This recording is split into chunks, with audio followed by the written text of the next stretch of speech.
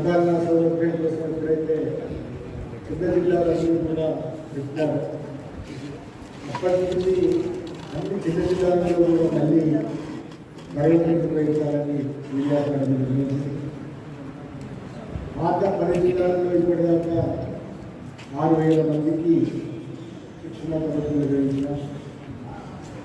ఆ శిక్షణ తరగతుల అయిపోయిన తర్వాత కొత్తగూడెం భద్రాచలంలో దాదాపు 500 మందితో అక్కడ మొట్టమొదటి పార్కుల ప్రాంతం ఆ ప్రాంతంలో తరగతులు నిర్వహించాం.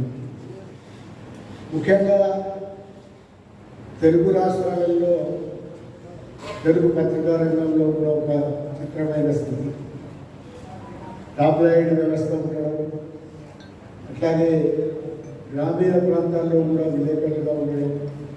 ఈ గ్రామీణ ప్రాంతాల విలేకరులు అనేది మన పత్రికా రంగ వ్యవస్థకి ఒక మూఢధాతువు జీవనాన్ని. అయితే మామూలుగా ఇతర రాష్ట్రాల్లో ఉన్న పద్ధతులు వేరు, మన రాష్ట్రంలో ఉన్న పద్ధతులు వేరు.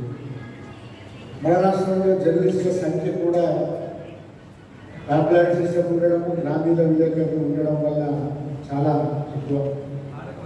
అసలు ఇంత సంఖ్య ఏ రాష్ట్రంలోనూ లేదు. అటు ఆంధ్రప్రదేశ్, ఇటు తెలంగాణ, ఈ 2 రాష్ట్రాల్లోనూ కలిసి దాదాపుగా 40,000 మంది అక్రిడేటెడ్ జర్నలిస్టులు ఉన్నారు. మన రాష్ట్రంలో ఈ సంవత్సరం మనం అక్రిడేషన్లు 20,400 అక్రిడేషన్ చేయగలిగాం.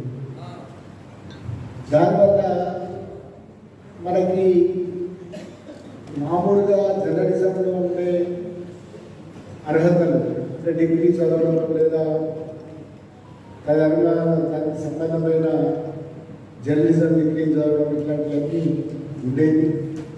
కానీ టాప్లైడ్ జర్నలిజం వచ్చిన తర్వాత మామూలుగా ఇవన్నీ లేకుండా పోయినాయి. దానివల్ల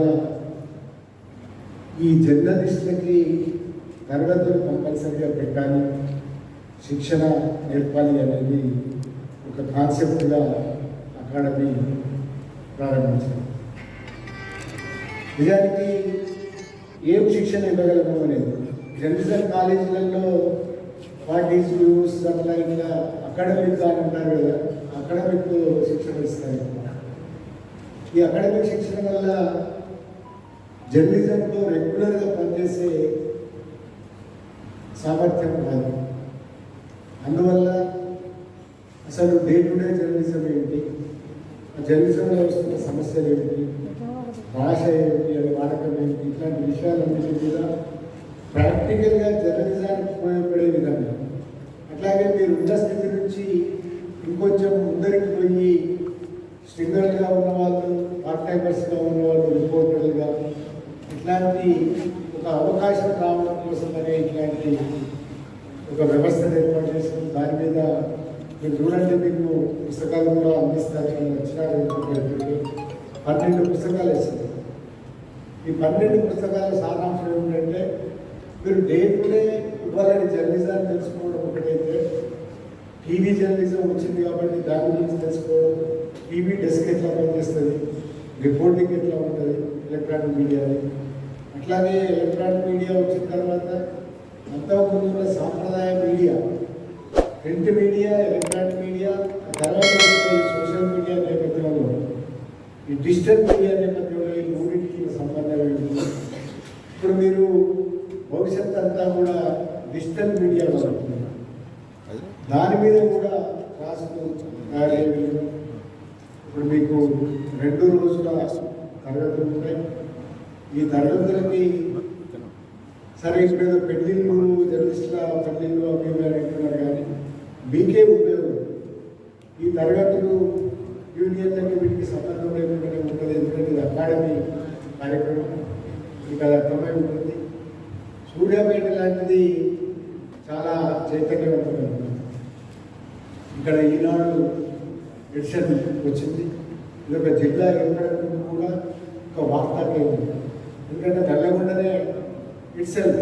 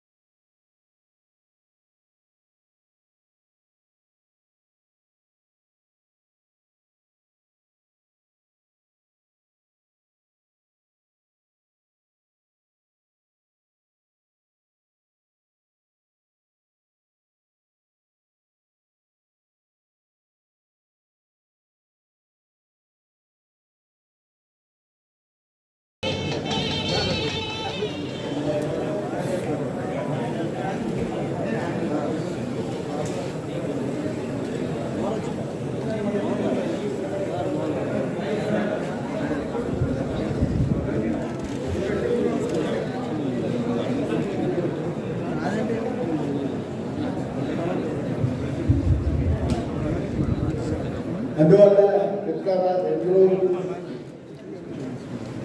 ఈ 2 రోజులు సద్వినియోగం తీసుకుని, ఎందుకంటే అందరి అనుభవం వెనకముందు మీకు అంత సందేహంగా అటెండ్ అయి ఉంటారు ఎవరైనా అటెండ్ కదా అంటే మీకు తెలుసు కాబట్టి ఈ 2 రోజుల క్లాసుని సద్వినియోగం తీసుకోండి. ఆదివారం సాయంత్రం మీకు సర్టిఫికెట్ ప్రధానంగా ఉంటుంది. క్లాస్ అయిపోయిన తర్వాత ఈ 2 రోజులు సహకరించి, ఎందుకంటే ఇట్లాంటి టైమ్స్ మళ్ళీ రావు.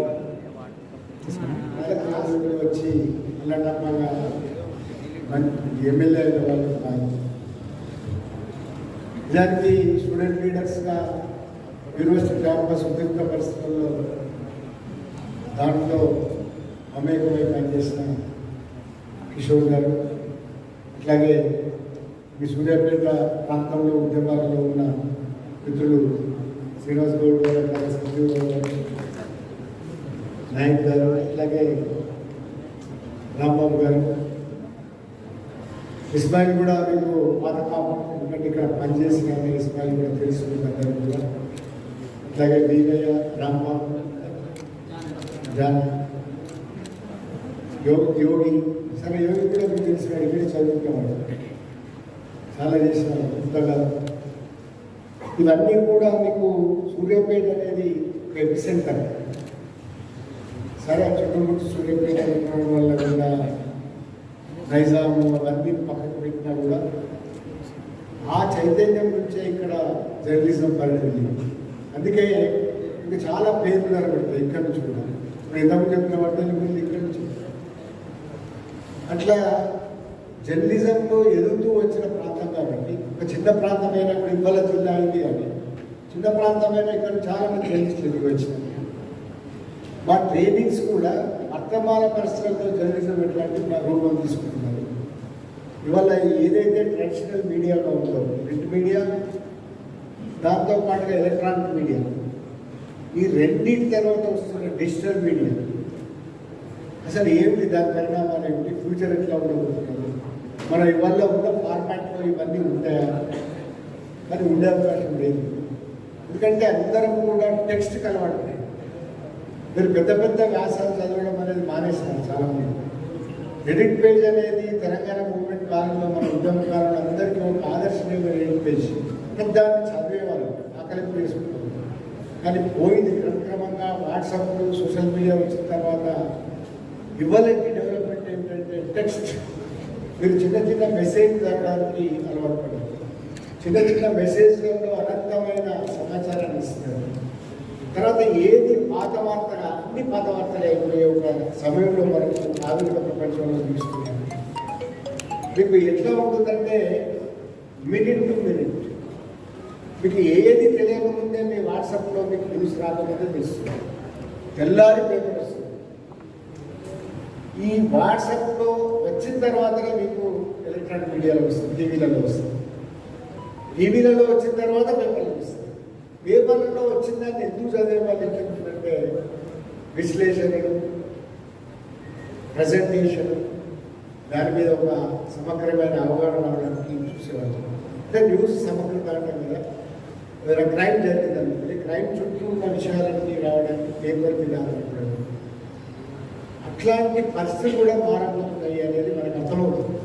ఈ సమయాలలో ఎట్లా ఉండాలి మీడియా, ఎట్లా ఉంటే ముందరపడుతుంది, ఎట్లాంటి వ్యవహారాలు అనే దాని మీద ఆధారపడి ఈ క్లాసులు నడుస్తాయి.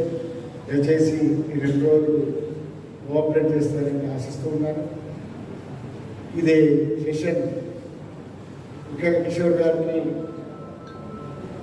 ఆయనే మంత్రి గారిని చెప్తాడు కాబట్టి అన్ని జిల్లాలలో కూడా, ముఖ్యంగా కరీంనగర్ జిల్లాలో, వరంగల్ జిల్లాలో, చాలా ప్రాంతాలలో, మహబూబ్నగర్లో రీసెంట్గా శ్రీనివాస్ గౌడ్ గారితో పాటుగా చాలామంది ఇళ్ల స్థలాలు ఇస్తున్నారు మంత్రులు చొరవతోటి. మీ దగ్గర కూడా కొన్ని ప్రాంతాల్లో జరుగుతున్నది. అట్లాంటివి కూడా అంత మాట్లాడాలనే ఉద్దేశంతో పొద్దున మీ అందరికీ ఒక సెషన్, ఇంటరాక్షన్ సెషన్ లాగా ఉంటుంది. జర్నలిస్టులకు రాజకీయ నాయకులుగా నేరుగా మాట్లాడే అవకాశం ఉంటుందని ఇట్లా సెషన్ పెట్టాం.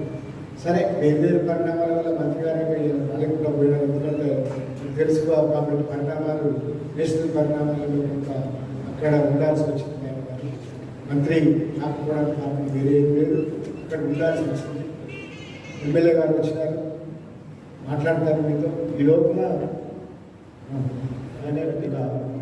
జర్నలిస్టుల శిక్షణ తరగతులకు సభాధ్యక్షత వహించినటువంటి పెద్దలు ప్రెస్ అకాడమీ చైర్మన్ అల్లం నారాయణ గారికి, ఈ కార్యక్రమం ముఖ్య అతిథులు తుంగతుర్తి శాసనసభ్యులు అన్నా గాదర్ కిషోర్ కుమార్ గారికి, అదేవిధంగా జెడ్పీటీసీ సభ్యనాయక్ గారికి, వజ్జ వీరయ్య గారికి, గుప్తా గారికి, శ్యామసుందర్ రెడ్డి గారికి, చందన్ గారికి, మరి ఇస్మాయిల్ గారికి, యోగి గారికి, రాంబాబు గారికి, అదేవిధంగా జానీ గారికి, ఇక్కడికి విచ్చేసినటువంటి సూర్యాపేట జిల్లా మీడియా మిత్రులందరూ కూడా నా యొక్క నమస్కారం తెలియజేస్తూ, ముఖ్యంగా జర్నలిస్టులు తెలంగాణ ఉద్యమంలో అద్భుతమైనటువంటి పాత్ర నిర్వహించి వచ్చినటువంటి తెలంగాణలో గౌరవ ముఖ్యమంత్రి కేసీఆర్ గారు, మరి మన మంత్రివర్యులు జగదీష్ రెడ్డి గారు మీ యొక్క సంక్షేమం కోసం ఒక నిధిని ఏర్పాటు చేసి జర్నలిస్టులకు ఉన్నటువంటి సమస్యలను పరిష్కరించడంలో మన రాష్ట్ర ప్రభుత్వం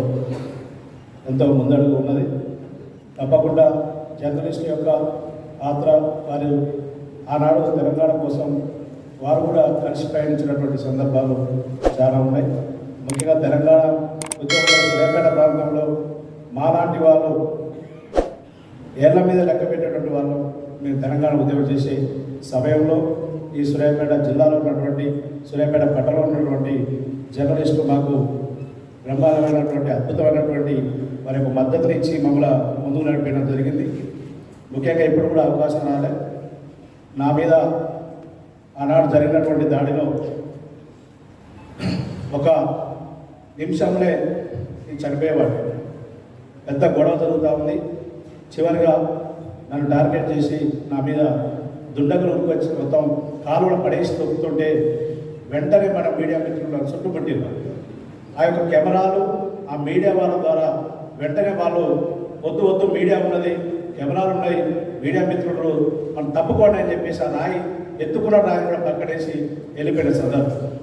అంటే వాస్తవంగా మీడియా వాళ్ళు గొట్టె జానాయాదవ్ గారు వేదిక మీద పడుతుంది. మీడియా వాళ్ళు DCMA చైర్మన్ గొట్టె జానాయాదవ్ గారిని వేదిక మీద రావాల్సి కోరుతాము.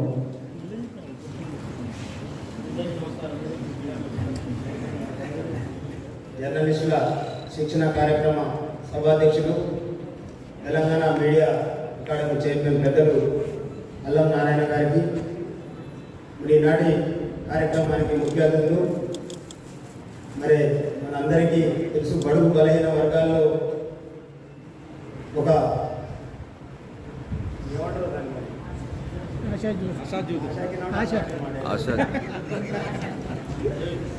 అంటే అందరినీ కూడా ఆకర్షించి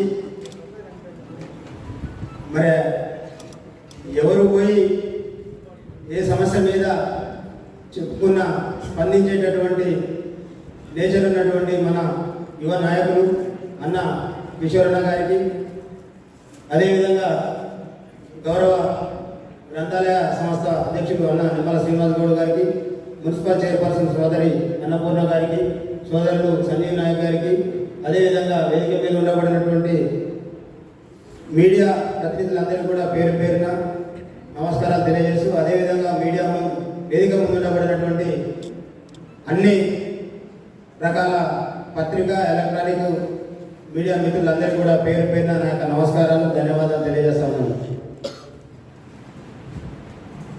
నిజంగా మరి ఇప్పుడే మన సోదరులు మాట్లాడుతారు, రాంబాబు గారు మాట్లాడినప్పుడు కానివ్వండి, వీరన్న మాట్లాడినప్పుడు కానివ్వండి, కొన్ని వాస్తవాలు మాకంటే ఎక్కువ మీకే తెలుసు. ఎప్పుడు కూడా మేము మాట్లాడేటటువంటి మాటల్ని మరి ఉన్నదాన్ని లేనట్టుగా మాట్లాడింది, కొద్దిగా మాట్లాడిన దాన్ని ఎక్కువగా అంటే మేమే ఒక్కొక్కసారి పరిశాన్ అయ్యేటటువంటి విధంగా వార్తలు రాసేటటువంటి గొప్ప తెలివితేటలు ఉండబడినటువంటి మీ ముందు మరి ఇప్పుడు మీ గురించి ఎట్లా మాట్లాడాలో అర్థం కానటువంటి పరిస్థితి. ఎందుకంటే ఈ కార్యక్రమానికి సభా అధ్యక్షత వహిస్తున్న ప్రెస్ అకాడమీ చైర్మన్ గౌరవనీయులు అల్లం నారాయణ గారికి మరియు అదేవిధంగా ఈ కార్యక్రమానికి ముఖ్య అతిథులుగా విచ్చేసిన ఉద్యమ నాయకులు, యంగ్ డైనమిక్ లీడర్, ఎవరు మాట్లాడిన తనతో మాట్లాడలేని స్థితిలో అదరగొట్టే నాయకుడిగా, డిబేట్లో నేనే ఉన్నానంటూ సాటి చెప్పే నాయకుడిగా, మరియు తుంగతుర్తి శాసనసభ్యులు గౌరవనీయులు గాదర్ కిషోర్ గారికి, మరియు అదేవిధంగా జిల్లా గ్రంథాలయ సంస్థల చైర్మన్ అన్న నిమ్మల సీనన్న గారికి, మరియు జడ్పీటీసీ సంజయ్ నాయక్ గారికి, మరియు ప్రజాప్రతినిధులుగా పనిచేస్తున్న ఇస్మాయిల్ గారికి, గుప్తా గారికి, మరియు అదేవిధంగా వీరయ్య గారికి, శ్యామ్ గారికి, జానయ్య గారికి, DCMS చైర్మన్ అన్న జానన్న గారికి, అందరికి కూడా వేదిక మీద ఉన్న పెద్దలందరికీ కూడా నా యొక్క హృదయపూర్వక నమస్కారాలు తెలియజేసుకుంటూ, అదేవిధంగా అపారమైన మేధాశక్తితో ఆయుధమైన కలంతో సమాజాన్ని జాగృతం చేస్తున్న జర్నలిస్టులందరికీ కూడా నా యొక్క హృదయపూర్వక నమస్కారాలు తెలియజేస్తున్నాను. జర్నలిస్టులు అంటే చాలా గొప్పవాళ్ళు. ఎందుకంటే ఒక లీడర్ని ఎత్తాలన్నా మీరే, దించాలన్నా మీరే. కాబట్టి మీకు తెలంగాణ రాష్ట్ర ప్రభుత్వం ఏర్పడ్డాక జర్నలిస్టులను గౌరవించి మీ సంక్షేమ కోణానికి మీ గురించి ఆలోచించి తెలంగాణ రాష్ట్ర ముఖ్యమంత్రి గౌరవనీయ కల్వకుంట్ల చంద్రశేఖరరావు గారు మీ అకాడమీగా కూడా చైర్మన్గా మంచి వ్యక్తి, అందరి గురించి ఆలోచించే స్వభావం ఉన్న అల్లం నారాయణ గారిని కూడా ముందుగా పెట్టి తననే కొనసాగిస్తున్నారంటే మీరే అర్థం చేసుకోవాలి. కాబట్టి అదేవిధంగా కూడా 100 కోట్ల నిధులను కూడా మీ సంక్షేమానికి తీసుకొచ్చి మీలో ఏ కష్టం ఉన్నా నేనున్నాను, తెలంగాణ రాష్ట్ర ప్రభుత్వం ఉంది, ముఖ్యమంత్రి గారు ఉన్నారని చెప్తున్నారు ముఖ్యమంత్రి గారు. అదేవిధంగా ప్రమాద శాతం ఏదైనా జరిగినా కూడా మీకు ఇన్సూరెన్స్లు ఇస్తూ, అదేవిధంగా ఆడవారికి 3000 పెన్షన్ 5 ఏళ్ళ దాకా కూడా ఇస్తూ, మరియు 1,00,000 రూపాయలు ఇస్తూ, పిల్లలు చదువుకోవడానికి స్కూళ్ళలో ఫ్రీ ఎడ్యుకేషన్ ఇస్తూ, ఇలాంటి అన్ని గౌరవించుకుంటున్న ప్రభుత్వము జర్నలిస్టులను ఒక తెలంగాణ రాష్ట్ర ప్రభుత్వం. గతంలో ఎవ్వరు కూడా జర్నలిస్టులను గుర్తించిన ప్రభుత్వాలు ఇవి కూడా లేవండి. కానీ ఈరోజు మీరు ఈ సమాజాన్ని జాగృతి చేయడానికి మీ తెలివితేటలను పదులు పెట్టుకొని మీరు సమాజంలో ఉన్న మంచినే చూపిస్తూ సమాజాన్ని మేల్కొల్పాలి అని ఒక గొప్ప లక్ష్యంతో ముఖ్యమంత్రి గారు మిమ్మల్ని కూడా ఆదరించారు. కాబట్టి ఈరోజు నేను కూడా ఒక మాట చెప్పాలి. నన్ను కూడా ఒక దళితమైనను ఇక్కడ మా మంత్రివర్యులు జగదీశ్వర్ రెడ్డి గారు ఒక చారిత్రాత్మకమైన నిర్ణయం తీసుకొని ఇక్కడ చైర్మన్గా చేసిన జనరల్ స్థానంలో అప్పుడు మీడియా మిత్రుల ద్వారా నాకు తెలుసు. అంటే నాకు అప్పటిదాకా కూడా మీడియా మిత్రులు ఇలా ఉంటారా అట్లా ఉంటారా అనేది ఇక్కడ తెలియని స్టేజ్లో ఉన్నదాన్ని నాకు ఒక ప్రెస్ ముందుకు పోయి మాట్లాడాలా, ఏం మాట్లాడాలి అనే ఒక అవగాహన లేదు. ఒక మధ్యతరగతి మహిళను కూడా ఇంత చైతన్యవంతురాలే చేసిండు మా మంత్రివర్యులు జగదీశ్వర్ రెడ్డి గారు.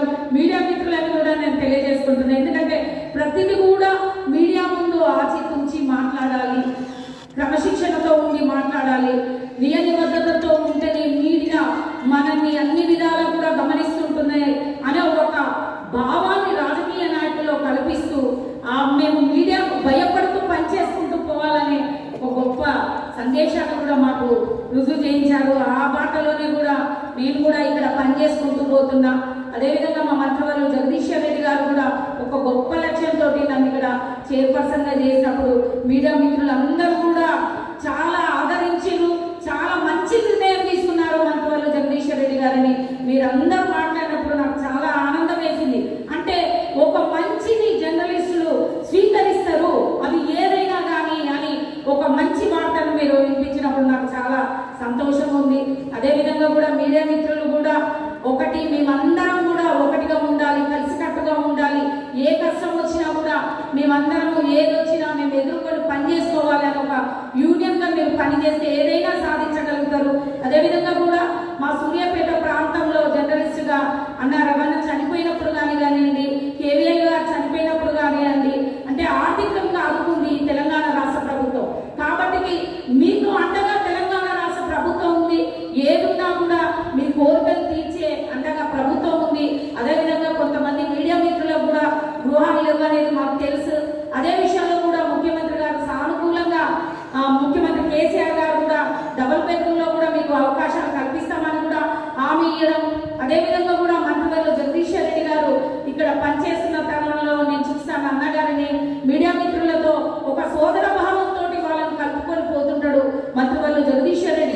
వారికి ఏ కష్టాలు వచ్చినా కూడా అన్న మాకు మంత్రి గారు ఉన్నారని మీడియా మిత్రులు వచ్చి మాట్లాడుతున్నప్పుడు వారి నుంచి విషయాలను తెలుసుకొని వాళ్ళ బాధ సాధకాలు కూడా తెలుసుకొని వాటిని కూడా సాల్వ్ చేస్తున్నారు మంత్రివర్యులు జగదీశ్వర్ రెడ్డి గారు.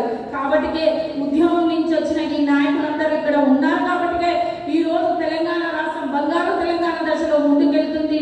అదేవిధంగా కూడా సూర్యాపేట జిల్లా అభివృద్ధి పదంలో కూడా ముందుకు పోతుంది. ఎందుకంటే ఉద్యమ బిడ్డలు ఏవి కూడా శాసించి ఆశించి రాని నాయకులు ఒక ఉద్యమమే ఊపిరిగా పోసుకొని ఆ ఉద్యమం నుంచి ఉద్భవించిన నాయకులు. కాబట్టి మాకు ఈ పదవులు తుచ్చమైన పదవులు, కానీ తెలంగాణ రాష్ట్ర ప్రజల సేవే ముఖ్యము, సేవాభావమే ముఖ్యమని తలచిన నాయకులను తెలంగాణ ఉద్యమంలో మీ పాత్ర కూడా గొప్ప పాత్ర. ఎందుకంటే ఎప్పటికెప్పుడు తెలంగాణ ఉద్యమం జరుగుతున్నప్పుడు ఆ ఉద్యమంలో కీలక పాత్ర వహించి మీరందరూ కూడా ఆ ఉద్యమానికి ఉన్న వాటిని విశేషాలను మీరు ఫోకస్ చేసి అనేక రకాలుగా ఫోకస్ చేసి ఉద్యమంలో ప్రముఖ పాత్ర పోషించిన జర్నలిస్టులందరికీ కూడా నేను ప్రత్యేకమైన ధన్యవాదాలు తెలియజేసుకుంటూ మీరందరూ కూడా కలిసికట్టుగా ఉండి పని చేసుకోవాలని, ఇంకా కూడా ఎందుకంటే 2022లో కూడా మహిళా జర్నలిస్టులకు కూడా శిక్షణ తరగతులను కూడా నియమించడం, ఆ శిక్షణ తరగతులకు కూడా మహిళా ఎమ్మెల్యేలు రావడం, కవితక్క గారు కూడా రావడం, దాంట్లో వారు కూడా అనేకమైన జర్నలిజం గురించి తెలుసుకొని మెలకువలను తెలుసుకొని ముందుకు వెళ్ళి, ఎందుకంటే మహిళలు కూడా ఈ రోజు మేము జర్నలిజంగా మేము ముందుకు వచ్చి అనేక ధైర్యంతో ఎదుర్కొని, అంటే జర్నలిస్ట్ అంటే ఎనీ టైం ఎక్కడ ఏం జరుగుతుందన్న కూడా డిపార్ట్మెంట్ ద్వారా కలిసి సూర్యాపేట జిల్లాలో జర్నలిస్టులకు శిక్షణ తరగతుల ఏర్పాటు కార్యక్రమాన్ని ఆయన ఆరంభించినటువంటి ఈ కార్యక్రమ అధ్యక్షుడు సూర్య గారు, ఈ కార్యక్రమానికి ముఖ్య అతిథి పెద్దలు, ఉద్యమంలో సూచనలు సలహాలతో పాటు మాకు ఆదర్శంగా ఉన్నటువంటి ప్రెస్ అకాడమీ చైర్పర్సన్ అన్న అల్లం నారాయణ గారికి, నాతో పాటు భాగస్వామి అయినటువంటి నిమ్మల శ్రీనివాసరావు గారు, అన్నపూర్ణమ్మ గారు, సంజీవ్ నాయక్ గారు, వేదికమైనటువంటి మీడియా మిత్రులు, నాయకులందరికీ పేరు పేరున అన్నిరకాలు వేసుకోకపోతే ఇద్దరు పక్కన మా వడ్డజానయ్య గారు, ఇస్మాయిల్ అన్న, యోగి, రాంబాబు, జాన, ఇంకా శేఖర్ గారు, శ్రీనివాస్ చాలా మంది, ఇంకా మీడియా మిత్రులకు అందరికీ, మీడియా సోదరులకు, మీడియా కుటుంబ సభ్యులకు. ఎందుకంటే నాది కూడా పిహెచ్డి జర్నలిజం లేదు, నేను చేసిందే బీసీజే, ఎంసీజే, ఎంపీలు, పిహెచ్డి జర్నలిజం. కాబట్టి నా కుటుంబ సభ్యులకు అందరికీ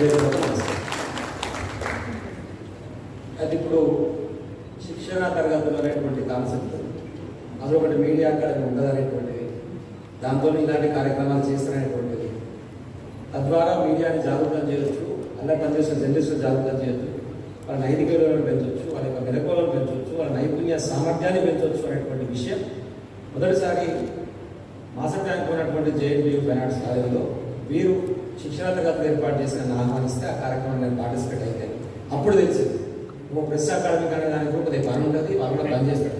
అందులో మన తెలంగాణ ప్రెస్ అకాడమీ కూడా ఆయన చైర్మన్ కూడా నాకైతే తెలియదు, నేను కూడా తెలియజేసుకున్నట్టుగా ప్రామిస్ చేస్తున్నా, నాకు అంతకుముందుల చైర్మన్ అయితే నాకు తెలియదు. కానీ తెలంగాణ ఉద్యమంలో ఉండేటువంటి కాంట్రడిక్షన్స్ ఒకవేళ ఆ రోజు ఉన్నటువంటి పరిస్థితుల్లో ఎంచుకునేటువంటి పంతా ఏదైనా కానీ గమ్యం మాత్రం తెలంగాణ రాష్ట్ర సాధన.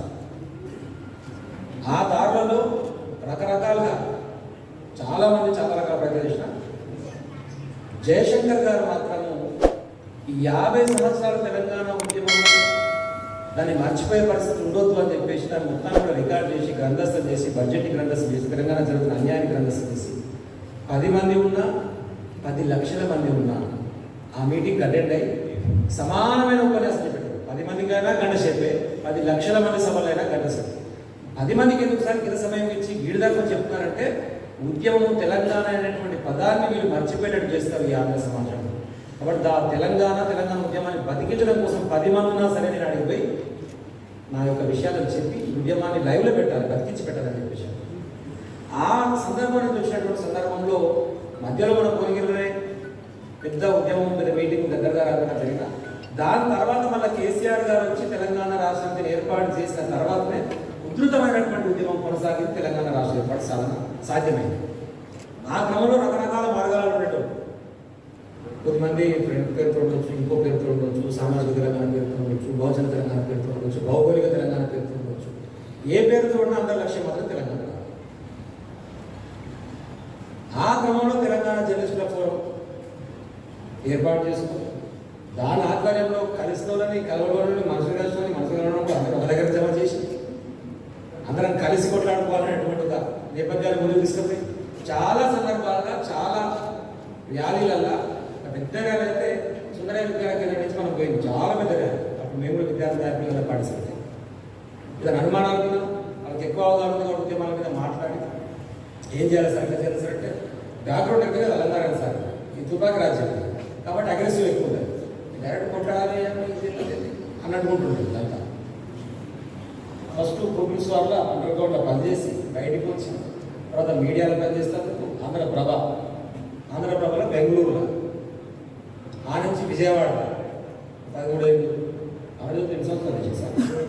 21 సంవత్సరాలు అమరజ్యోతి చేసి తర్వాత నమస్తే తెలంగాణకు వచ్చి దానికి ఎడిటర్గా బాధ్యత నిర్వహించి ఈ సత్యమైన అమర సంఘం పేరుతో మాకు యూనివర్సిటీలో ఉద్యమం జరుగుతున్నప్పుడు హాస్టల్ బంద్ చేసి గోవా బంద్ చేసి పిల్లలు పడలేకపోతే ఇంటికాడ నుంచి అందరు జమ చేసి విరాళాలు వసూలు చేసి అమర సంఘం పేరుతో మేము పెడతాం భోజనం అని చెప్పేసి వీళ్ళు సత్యమైన మాకు వచ్చి ఉస్మాన్ యూనివర్సిటీలో భోజనం హాస్టల్ సార్ అనుకోకుండా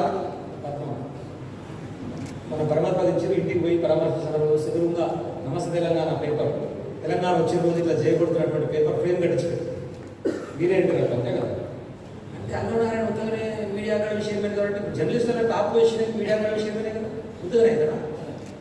వెనక ఎంత శ్రమ అవుతాడు, ఎంత కమిట్మెంట్ ఉంటే అవుతాడు, ఎంత తిప్పల పడితే అవుతాడు, ఎంతమందిని కోఆర్డినేట్ చేస్తే అవుతాడు, ఎన్ని అవమానాలు బాధైతే అవుతాడు. అంటే అనేది భావించదు. కానీ కేసీఆర్ ఒక ప్రెస్ మీట్ ఆడింది నేను అది లోక తీసుకోవాలి సీరియస్. అలా నారాయణ పాష యాదగిరి బెల్లన్నాయ ఏందా అలా బెల్లం పాషతో ఏమైతే కేసీఆర్ రాసుకొని నేను నిపుణులు పుట్టిస్తాను అంటే మాట చెప్తున్నా. అన్ని కాంట్రడిక్షన్స్ ఉన్నా కూడా మళ్ళా ఉద్యమం అల్టిమేట్గా సరే ఉన్నదాంట్లో కొనరా కానీ ఎవరో ఉన్నదాంట్లో ఇక్కడే కొనగా ఉన్నట్టు ఇక్కడ పట్టుకోకపోతే అయితే పోయింది. కొంత జయశంకర్ సార్తో చాలా మంది కాంట్రిబ్యూట్ చేసి వీళ్ళు కాంట్రిబ్యూట్ చేసి సార్ మీరు తప్పు చేస్తూ కేసీఆర్ అయితే పోతారు సార్ కేసీఆర్తో తెలంగాణ వస్తుంది సార్ కాంట్రిబ్యూట్ చేస్తే జయశంకర్ గారు ఒకటే మాట చెప్తారు. ఒకవేళ నేను తప్పు చేస్తే రోజు ఒకటే తప్పు చేస్తుంది వేరు వేరు తప్పు చేస్తాను వీళ్ళకి చేసి తప్ప ఒక్క పక్కన పెడతారు. ఒకవేళ తప్ప అయితే ఒకటే తప్పు చేస్తాడు. కేసీఆర్ గారితో విశ్వాసం ఉంది తప్పు ఒప్పుని అనుకుని పోతుంది. ఇవాళ పొద్దుగాల ఒక మాట రేపు ఒక మాట ఇల్లు ఒక మాట నాతో సాధ్యం కాదు. చాలా స్పష్టంగా ఏ విషయమైనా ఎందుకు జయశంకర్ గారి ప్రస్తావన తీసుకుంటున్నా అంటే మీడియా అనేటువంటి జర్నలిస్టులకు ఉండాల్సినటువంటి సామర్థ్యం నైపుణ్యం ఏదైతే వినకుండా అది జయశంకర్ సార్ దగ్గర చాలా అర్థంగా ఉంటుంది. ఆ జర్నలిస్ట్ కాకపోయినా ప్రొఫెసర్గా పనిచేసిన చెప్పదలుచుకున్న విషయంలో ఒకటే లేదా సునీత ధర్మం చెప్పేస్తాడు. మీడియా ఎడ్డింగ్తోనే కదా మొత్తం ఆ న్యూస్ అవ్వకపోయినా పేపర్స్ చదివిన ఎడ్డింగ్ కూడా మనకి కింద విషయం అర్థమైపోతుంది. అంత గొప్ప కనపడాలి. అట్లా జయశంకర్ సార్ దగ్గర కనపడుతుంది. సార్ ఆంధ్రలో బాగా ఉద్యమం చేస్తున్నారు సమైక్యాంధ్ర ఉద్యమం మనం ఏం చేయాలి సార్ మరి మనమేమో ఇన్ని సంవత్సరాలు చూడాలంటే వాళ్ళు టీవీ పేపర్ యాజమాన్యం వాళ్ళు కాబట్టి వాళ్ళు కృత్రిమ ఉద్యమాన్ని సృష్టించి చూపిస్తున్నారు అంటే చాలా సింపుల్గా ఒకసారి కేసీఆర్ గారి దగ్గర చాలా లేట్ అవుతుంది. రాత్రి కూడా బాగా లేట్ అయి డిస్కషన్స్ అయిపోయినాక నేను యూనివర్సిటీకి పోతుంటే అటే పోయేది కాబట్టి అన్ని కారు ధర సార్ అంటే జయశంకర్ సార్ దింపాడు సార్ అప్పుడు హక్స్ కూడా అట్లా చాలాసార్లు ఆయన దింపేటువంటి అవకాశం దొరికింది. ఆయన దింపడానికి బండ మొత్తం అడిగింది సార్ మరి ఏది సార్ ఎట్లా జరుగుతుంది అని ఏ ప్రతి ఒకటే లైన్ చెప్పవచ్చు. వాళ్ళది 4 నెలల ఉద్యమం మనది 4 నాళ్ళ ఉద్యమం అని చెప్పి సార్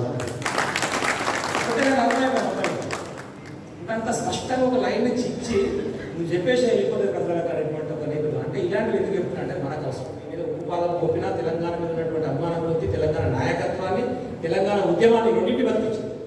తెలంగాణ ఉద్యమాన్ని బతికించారు, తెలంగాణ నాయకత్వాన్ని బతికించారు.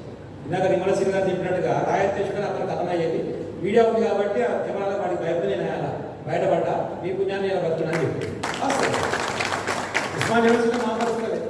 ఆంధ్రలో పోయి పోలీసులు రాజారాం యాదవ్ ఒప్పిడి మంత్రి అవి మా ఇంటికి వాళ్ళింటికి ఎందుకు 10 మంది కొడుకులే బాగా తీవ్రంగా ప్రతిఘటిస్తుంది 10 మంది కొడుకులు తీసుకుపోయి ఎన్కౌంటర్ చేస్తే అయిపోతుందని చెప్పి లిస్టే తయారు చేసి అయిపోయింది. ఏదో కిస్మత్ బాగుంది కాబట్టి 172 కేసులు పెట్టుకున్నా ఒక 5-6 నెలలు మాత్రమే జైలుకి పోయి బయటకు వచ్చినాం కాబట్టి తెలంగాణ వచ్చిన తర్వాత కేసీఆర్ గారు ఇచ్చినటువంటి జీవోతోనే ఒకసారి అన్ని కేసులు పోతే మంచిగా ముందు నిలబడి 2 సార్లు ఎమ్మెల్యే మాట్లాడారు. లేకపోతే పరిస్థితి 172 కేసులు ఏం చేయగలుగుతాం మనం కొద్దిగా కోర్టుకే పోవాలి ఇంకో పని ఎక్కడ. అప్పుడు ఉద్యమ నాయకత్వాన్ని బతికించిన ఎందుకంటున్నామంటే ఉస్మానియా యూనివర్సిటీలో చేసినప్పుడు మా యువకుడు ఉన్నాడు కాబట్టి ఉసుకునే మనం మధ్యాహ్నం కూడా పోయి ఇక్కడ దీనికి వడపడానికి వచ్చి నేర్పలేదు అందరేమో మీరే ఉద్యమకారులు అంత వస్తారు తెలంగాణ పోలీసులు అని మమ్మల్ని ఎక్కువపోయి మరి రాసి జర్నలిస్ట్ వాళ్ళ పై నుంచి ఫోన్ రావాలి, మనం పట్టుకొని పైకి తీసుకుపోవాలి. తర్వాత ఈవినింగ్ డిస్కషన్, బయటికి వెళ్తే అరెస్ట్ చేస్తారు. మన అప్పటికే కేసులు కదా. ఉస్మానియా యూనివర్సిటీ మా సెక్యూరిటీ ఉస్మానియా యూనివర్సిటీ గేట్ దాకా అరెస్ట్ చేస్తారు. మరి ఏం చేయాలి? డిస్కషన్ కూడా వెహికల్ తీసుకొచ్చి మీడియా వెహికల్ పెట్టుకొని చుట్టూ వీళ్ళు ఉండి టీవీ డిస్కషన్ అప్పుడు తీసుకుపోయి స్టూడియోలో కూర్చోబెట్టి మాట్లాడే అవకాశాన్ని ఇచ్చి ఆ రోజు అనుకున్నటువంటి పరిమితమైన జ్ఞానంలో ఏదో అనుకున్నటువంటి ఆయన మాట్లాడి ఇట్లా మమ్మల్ని ప్రొజెక్ట్ చేసి ఒకటి రెండు సార్లు మీడియాలో మాట్లాడి గాలి బాగానే మాట్లాడతాను తన్నాడతాను ఆ గుర్తింపు వచ్చింది కాబట్టి వేదిక మీద మాట్లాడగలిగిన మనకున్న వెపన్ ఏంటి? మనకి ఏం బలం ఉంది? మనకున్న బలం ఏమీ లేదు. కేసీఆర్ గారు చూసిన ఏకైక బలం ఈ మైక్ ఇస్తే ఏదైనా వచ్చి కోట్లు తీసుకొస్తారా వాళ్ళ మైక్ ఇది తర్వాత టికెట్ అని చెప్పి చాలా మంది వ్యతిరేకించారు. తుంగతుర్తి పిడమలని ఆయన కొనట్టున్నాడు, ఈయన నా లోపల అవుతుంది, ఏ లోపలనే కానీ మన మైక్ వాడు ఏదైనా వచ్చి కోట్లు వేసుకొస్తాడు అనిపిస్తాడు తెలియదానికి అనుకున్నప్పుడు ఏకైక కాలం ఇదే. మన అవకాశం ఎట్లా వచ్చింది? నారాయణ చెప్పి వచ్చిందంటే మీడియా ద్వారా వచ్చింది. వాళ్ళు మనం ప్రొజెక్ట్ చేస్తే పదిసార్లు అవకాశం ఇస్తున్నాయి. ఒకసారి తప్పు మాట్లాడినా తర్వాత మన డిస్కషన్ పోతున్నాం అనగానే అది కిషోర్ గారు మాట్లాడితే ఏదో ఉంటుంది అనుకున్నప్పుడు తెల్లారిగా ప్రిపేర్ అయ్యింది. డిస్కషన్ అనేది మనం ప్రిపేర్ అయిపోవాలి. మనం చెప్పిన దానికి శానిటీ ఉంటుంది, ఒక నమ్మకం ఉంటుంది, దాన్ని కోరుకోవాలి. ఈ రోజు కూడా మనం అసెంబ్లీలో మాట్లాడుతున్నామంటే కూడా కనీసం 10-15 మంది ఎమ్మెల్యేలు కూర్చొని ఏం చెప్తారు ఇద్దామని వింటారు. ఆ గౌరవం రాగలిగింది. దాన్ని సంపాదించుకొని ముందుకు కోరుతున్నామంటే కూడా కారణం మీడియా వాళ్ళు. కానీ ఇందాక మన వాళ్ళు చెప్పినట్టుగా విలువలు, నైపుణ్యము, మెలకువలు దానికి సంబంధించి ఇప్పుడు నేను చూసినప్పుడు టాపిక్స్ ఉంటే రాసి సార్ అదే అడిగింది. పత్రికల భాష, తక్కువల దిద్దుబాటు ఒక టాపిక్. వేరే వార్తలు ఎట్లా ప్రజెంట్ చేయాలనేటువంటి సోషల్ మీడియా ధోరణులు ఫ్యాక్ట్స్ ఎట్లా చెప్పాలి, డిజిటల్ యుగంలో విషయ ప్రాధాన్యం, ప్రింట్ ఎలక్ట్రానిక్ మీడియా పరస్పర ఆధారితాలు, గ్రామీణ జర్నలిజం, మీడియాలో నైతిక మీడియా, అదేవిధంగా జెండర్ మధ్య ఉన్నటువంటి ఇష్యూస్ ఏంటి, మంచి టాపిక్స్ మీద మంచి అద్భుతమైనటువంటిది. ఇవన్నీ కూడా వినడం అవసరం. చాలా మందికి నాలెడ్జ్ లేకపోవడం అనే సమస్య వస్తుంది. ఒక నేను జర్నలిస్టులకు సంబంధించి చెప్పట్లేదు, ఇవన్నీ ఎమ్మెల్యేలకు సంబంధించి కూడా. మొదటిసారి మేము 2014లో ఎమ్మెల్యేలుగా తెలిసినప్పుడు మాకు శిక్షా తరగతులు సాగర్లో నిర్వహించారు కేసీఆర్. అసలు శాసనసభ్యుడు అంటే ఏంటి, మనకు ఉండేటువంటి అవకాశాలు ఏంటి, మనకు ఉండేటువంటి విధులు ఏంటి, మనకు ఉండే నిధులు ఏంటి, మనం అసలు ఏం చేయాలి? శాసనసభ్యుడు అంటూ చట్టసభలలో ఉండి చట్టాలను తయారు చేసి ఆ ఎగ్జిబిషన్ ఎట్లా జరుగుతుందని చూడాలి. వాస్తవంగా శాసనసభ్యులు ఎన్నుకున్న దేనికోసం అంటే చట్టాలను తయారు చేయమని, ప్రజలకు అవసరమైనటువంటి చట్టాలు తయారు చేసి వాళ్ళకు ఉన్న డెవలప్మెంట్ చూడాలి. కానీ ఈరోజు పరిస్థితి ఉన్నదా? న్యాయంగా మాట్లాడితే పుట్టినరోడు సావులు సమానం. ఎమ్మెల్యే గారు రావాల్సిన నా ఇంటికి అంటే అసెంబ్లీ నడుస్తుందిరా, అసెంబ్లీలో ఉందా కదా, అసెంబ్లీ నాకు తెలియదు సార్, నా ఇంటికి వస్తావా రా, ఇజ్జత్ పోతుంది. చచ్చుకుంటా వాడు అసెంబ్లీలో కనపడాలి, సంతకం పెట్టాలి, మళ్ళీ రాధికారులు కావాలి, కనపడాలి. అంటే మారుతున్న వ్యవహారం అని చెప్పేది. అట్లనే ఈ దఫా శిక్షణ తర్వాత మనకు కూడా చాలా మంది జరగాలి. కొత్త వాళ్ళు వస్తుంటారు, పోతుంటారు. కొన్ని సందర్భాలు ఎంత ఇబ్బందికరంగా ఉంటుంది అంటే బిల్లు పాస్ అయిపోతే ఐసామిట్ అంటే మనం సపోర్ట్ కొడతాం, తర్వాత వచ్చి మా యొక్క ఎమ్మెల్యే అడుగుతుంటే ఎంపీ పెట్టుతాం. ఇంత నాలెడ్జ్ గ్యాప్ అంటున్నా. అందుకనే మా మీద నుంచే స్టార్ట్ చేస్తాం. మిమ్మల్ని అంటే ఫస్ట్ మిమ్మల్ని అంటే మనం మమ్మల్ని పేరు వీళ్ళని బదనాలు చేస్తాం. ఆ గ్యాప్ రావద్దు. మనం దేని మీద మాట్లాడుతున్నాం, ఏం బిల్లు తయారు చేస్తున్నాం అవగాహనతో పనిచేయాలి. అట్లనే ఒక న్యూస్ రాస్తే దాని వాస్తవం ఏంటి, అవాస్తవం ఏంటి కనుక రిపోర్టర్ అంటే ఒక గౌరవం ఉన్నారు. ఇందాక చెప్పింది కదా, రిపోర్టర్ అనగానే గౌరవం వచ్చినాక మనం వేరే వృత్తిలో పోలేకపోతున్నాం. వాస్తవమే, రిపోర్టర్కి ఆ గౌరవం ఉంది. ఆ గౌరవం ఎట్లా రావాలి? వాస్తవాలు చెప్తారా, వీడు మనగారు రాదు, వీడు కరెక్ట్ చెప్తాడు ఆయన. కానీ పెడదూరంలో అనుకోండి, ఇందాక అల్లం సార్ చెప్పినట్టుగా ఉన్నటువంటి ట్రెడిషనల్ మీడియా, ప్రింట్ మీడియా, అదేవిధంగా కల్చరల్ యాక్టివిటీస్ ఉన్నటువంటి మీడియా, గేయాలతో పద్యాలతో ఉన్నటువంటి మీడియా, ఆ మీడియా అంతా కూడా ట్రెడిషనల్ మీడియా కనిపిస్తుంది. సంప్రదాయమైనటువంటి మీడియా అంటే పాత. ఈ ప్రింట్ తర్వాత వచ్చినటువంటి ఎలక్ట్రానిక్ మీడియా నుంచి వచ్చిన మిగతా అంతా కూడా ఎమర్జింగ్ మీడియా కింద. ఎలక్ట్రానిక్ మీడియా కూడా ఎమర్జింగ్ మీడియా అంటే కొత్తగా వచ్చినటువంటి న్యూ ట్రెండ్స్ ఏదైతే ఉన్నాయో, సోషల్ మీడియా అనుకోండి, వాట్సాప్ అనుకోండి, ఫేస్బుక్ అనుకోండి, ట్విట్టర్ అనుకోండి, ఇన్స్టాగ్రామ్, ఎక్స్పెక్టెడ్ ఏదైనా. రిపోర్టర్ ఎవడు కాదు, రిపోర్టర్ ప్రతి ఒక్కడు రిపోర్టరే, ఎవడు కాదు. మన పోలీసు వాళ్ళు ఆడుతుంది, వాట్సాప్లో వస్తే చెప్తున్నాయి, వాడు మంచిగా తాగు, వాడు పై పెట్టవాడు. సతీ మనకి 3,000 పెన్షన్ ఇస్తున్నాము, అది పిల్లలకు ఎక్స్ప్లెయిన్ చేపిస్తున్నాము.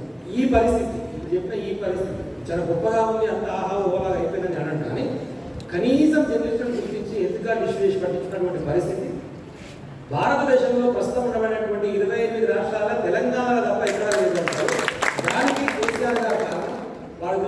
పదే పదే పదే పదే టార్చర్ చేయించి ఒకసారి చెప్పి పెట్టాడు. ఈవెన్ మా క్రాంతి గారు ఎమ్మెల్యే అని కూడా సహకారమైన సమస్యలు పోతే ఆందోళన సమస్యల కంటే ఎక్కువ జర్నలిస్ట్ సమస్యలే అని ఆందోళించి ఎమ్మెల్యే అయినా కూడా ఇక జర్నలిస్ట్ కోటాలు ఎమ్మెల్యే అనుకుంటా అది వస్తే మాత్రం మా జర్నలిస్ట్ తెలుసా మా జర్నలిస్ట్ తెలుసా కాబట్టి సమస్యలు పరిష్కరించాలి కాదని అంటే ఇప్పుడు ఈ వేదిక మీద వీరయ్య గారు కానీ మా రాంబాబు గారు కానీ మాకు ఇంటివాణి జరగని చెప్పండి ఎన్నన్నా నన్ను వచ్చి ఒక అడగ కలిసి ఇంటివాణి జరగ అడిగినా 9 ఏళ్ళు వేరే ఒక్కనాడు సార్ అందరికీ చెప్పిన సార్ ఇంగ్లీష్ నీకనే అని చెప్పి అంతకుముందు చెప్పాడు రాంబాబు ఇలా చేసుకోవాలి ఒక సమస్య కోసం 1-10 సార్లు సమస్య పరిష్కారం హానెస్ట్ చెప్తున్నా ఉమ్మడి నల్గొండ జిల్లాకు సంబంధించినటువంటి మంత్రివర్యులు చాలా అంటే చాలా మంచోడు హానెస్ట్ చిన్న దాంట్లో వేలు పెట్టాడు చిన్న చికాకు చేయడం చిన్న అన్ని చేయడం నేను రాసిస్తాను హానెస్ట్ కానీ మీరు వారి దృష్టికి సమస్య తీసుకుపోయి దాన్ని పదే పదే పదే పదే పదే పదే పాలన చేయకపోతే పని కదా నేనే ఒకసారి చెప్పి కూడా వదిలేస్తుంది కొద్దిగా లేవగానే కూడా ఎదురు నిలబడ ఏం చెప్పి కొద్దిగా లేవగానే చిన్న క్యాబ్ పడుతున్నాం ఏంటంటే ప్లాట్ ఏమనొద్దు 2 రోజులు రావడానికి ఏమైంది చూడగానే రాబాబు ప్లాట్లే కదా ఏదైనా ప్లాట్లే కదా ఆయన ప్లాట్లేనా మాట్లాడదు కదా 5 రోజులు 6 రోజులు 7 రోజులు ఏం చేస్తారు హలో నారాయణ గారు మా సహచరులు మిత్రులు తుమ్మతుర్తి శాసనసభ్యులు కిషోర్ కుమార్ గారు సోదరి అన్నపూర్ణ గారు శ్రీనివాస్ గారు జానయ్య గారు ధన్యుడు గారు వీరయ్య గారు వేదిక మీద ఉన్న పెద్దలు వేదిక ముందున్న సోదరులు జర్నలిస్టులు అందరికీ పేరు విన్న తెలంగాణ శుభాభినందనలు. ఈ కార్యక్రమానికి జిల్లా నలుమూలకి వచ్చిన జర్నలిస్టులకు ధన్యవాదాలు. ఇప్పుడు కిషోర్ అన్న ఏవైతే మీకు హామీలు ఇచ్చారో అవన్నీ తూచా తప్పకుండా నేను కూడా అమలు పరుస్తాను. ఎందుకంటే ఈ జిల్లాలో నిర్ణయం తీసుకున్నప్పుడు వారు తీసుకున్న నిర్ణయాలు నాకు కూడా వర్తిస్తాయి. ఎందుకంటే కలెక్టర్తో మాట్లాడాలన్నా ఆర్డీఓతో మాట్లాడినా ఇలా మాట్లాడిన తర్వాత సహజంగా మా కలెక్టర్ సేమ్ కలెక్టర్ కాబట్టి కిషోర్ అన్న ఏం చేసిరో మాకు వేయమని చెప్పారు. ఏమి ఇబ్బంది లేదు. రెండోది మీరు వేరు మేము వేరు కాదు, మీరంతా మా కుటుంబ సభ్యులే. జర్నలిజం బయట ఏం చెప్పినా లోపల ఎన్ని బాధలు ఉన్నాయో మేము కూడా నిత్యం అర్థం చేసుకోవాలి. పూలదండ ఏ రకంగా అయితే పైకి అవపడటానికి అందంగా ఉంటుందో దాని దారం మూలం ఎంతైతే ఉంటుందో ఆ రకంగా పైకి నవ్వుతూ కనిపించిన దప్పాలు అవపడ్డ లోపల కుటుంబ పరంగా ఇంటికి పోయేటప్పటికీ సాధించాలని జీతాలతో ఉద్యోగాలు చేసుకుంటూ కాలం గడుపుతున్నాం. మీ అందరి ఆర్థిక ఇబ్బందులు మాకు తెలియజేయాలి. అదే రకంగా సమాజంలో జరుగుతున్న అన్యాయం మీదనో అక్రమాల మీదనో వెలుగెత్తు చూపాలని ప్రయత్నం చేసినప్పుడు ఎదుటి వాళ్ళ నుంచి ఎటువంటి స్పందన ఉంటుంది, ఎటువంటి ఇబ్బందులు ఉంటాయి, మానసిక ఒత్తిడి ఉంటుంది అనేది మేము ప్రత్యక్షంగా చూస్తూనే ఉంటాం. కాబట్టి ఎన్నో ఇబ్బందులు ఎదుర్కొంటూ నమ్మిన వృత్తిలో రాణించాలనే ఉద్దేశంతో ఇదే వృత్తిని నమ్ముకున్నాం కాబట్టి వేరే ప్రవృత్తులు లేకపోయినా ఆ వృత్తికి న్యాయం చేయాలనే కోరికతోని యాజమాన్యాలు ఒకవైపు సాధించాలని జీతాలు ఇచ్చినా మరి వేరే మార్గం లేకపోయినా ఇంటి దగ్గర సాధక పథకాలున్నా వాటన్నింటినీ అభివృద్ధిస్తూ ఈ వృత్తిలో కొనసాగుతున్న వాళ్ళకి తప్పకుండా మా కుటుంబ సభ్యులుగానే చేయాల్సినంత మానవతా దృక్పథంతో కానీ ప్రభుత్వ ప్రజాప్రతినిధులు కానీ మీకు మీ సహచరులకు కానీ సహచరులుగా భావించి మేమేమి చేయాలో అన్ని ప్రయత్నాలు మీరు చేసి కావాల్సిన అన్ని రకాల సదుపాయాలు సమకూర్చడానికి మీరు సిద్ధంగా ఉన్నాం. ఇళ్ల పట్టాలు కానీ, దళితులు ఉంటే దళిత బంధు వర్తింపజేయడం కానీ, 3 లక్షల రూపాయల ఆర్థిక సాయం ఈరోజు ఏదైతే ప్రభుత్వం ప్రకటించిందో సొంత స్థలాలు ఉన్న వాళ్ళకి బిలో ప్రాపర్టీ లేని కింద దాని దగ్గర కానీ, అదే రకంగా డబుల్ బెడ్రూమ్లు కేటాయింపులలో ఎక్కడ అవకాశం ఉంటే ఆ డబుల్ బెడ్రూమ్ కేటాయింపులలో అర్హతను బట్టి అక్కడ కూడా కేటాయించడానికి, అదే రకంగా ఇతరత్ర లోన్లకు సంబంధించి వ్యక్తిగతంగా మీరు ఈ వృత్తిలో ఉండి కుటుంబ సభ్యులు ఎవరైనా బ్యాంకర్ సపోర్ట్తో ఏదైనా లోన్ తీసుకొని ఏదైనా ప్రాజెక్టు తయారు చేసుకోవాలని అనుకుంటే, అదే రకంగా ఇన్సూరెన్స్ విషయంలో ఏదైనా తప్పకుండా ఇప్పుడు మామూలుగా యూనియన్ నుంచి ఇన్సూరెన్స్ చేసుకోవడానికి ఆల్రెడీ ప్రభుత్వం 100 కోట్ల రూపాయల నిధులను కూడా కేటాయించింది. ఎవరైనా అకాల మృత్యు చెందితే ఇబ్బంది పడితే ఆ కుటుంబాన్ని ఆదుకోవడానికి కూడా కరోనా సమయం నుంచి ఇస్మాయిల్ గారు కూడా బాధ్యత తీసుకొని ఎన్నో వందల కుటుంబాలకి అండగా నిలబడి ఈరోజు కరోనా కాలంలో అకాల మృత్యు చెందిన వాళ్ళకి ఆర్థిక సాయం ప్రభుత్వం నుంచి ఇప్పేయడంలో వారు విజయవంతమయ్యారు. అదే రకంగా ఇప్పటికి కూడా ఆ వచ్చే వడ్డీ రుణంతో కుటుంబాన్ని ఇతరాతర విషయాలలో ఆదుకుంటున్నారు.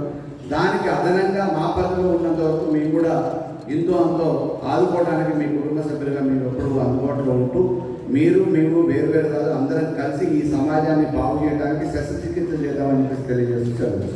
Thank you.